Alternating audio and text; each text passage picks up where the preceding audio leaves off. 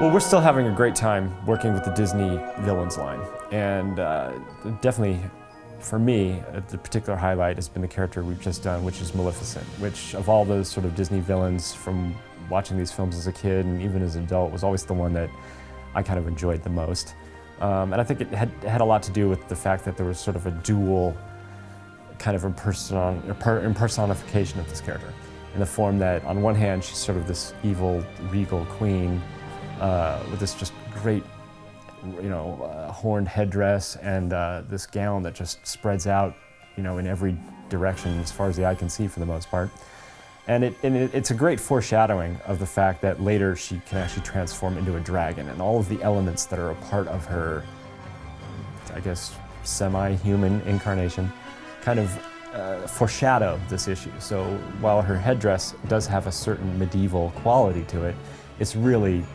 symbolic for the horns that are part of her dragon head, and her whole gown and the way it sort of waves out really is sort of representing the dragon's wings. So we wanted to kind of capture elements of that. Certainly the costume was one of the most difficult elements to figure out, and it's still one of the things with these animated characters that we are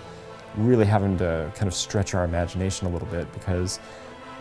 when they draw the garments, they're there for capturing the sweep and kind of the silhouette or whatnot of the character, and there's not really as much consideration for, how does this garment actually really work if it was put on a human being? So these are the interesting things that we do have to solve when we handle these animated subjects, and again, the cut and sew team goes at this with relish, because it pretty much gives them carte blanche to kind of balance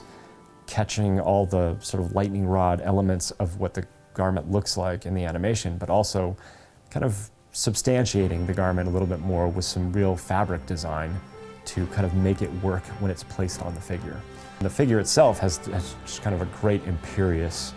kind of pose. She's sort of gesturing off in sort of a lazy hand kind of pointed way that is almost dismissive as she gives her own, edicts on what's going to happen in regards to Sleeping Beauty. And the other great thing that we were able to incorporate was, sort of this sidekick kind of character in the form of a raven, which is kind of a theme that kind of plays throughout a couple of the Disney villains, but I think really resonates the most with this character. So he's sort of perched atop her staff. The base was another great place for us to kind of bring in themes of the animation. I think this is like one of the things that is important to us when doing these Disney interpretations, because there's a lot of elements of just sort of art in the animation and even in the opening credits. So when we did the base, we wanted to bring in that aspect of that thorn motif, and so it's sort of wrapped around the waistband of the base pedestal itself.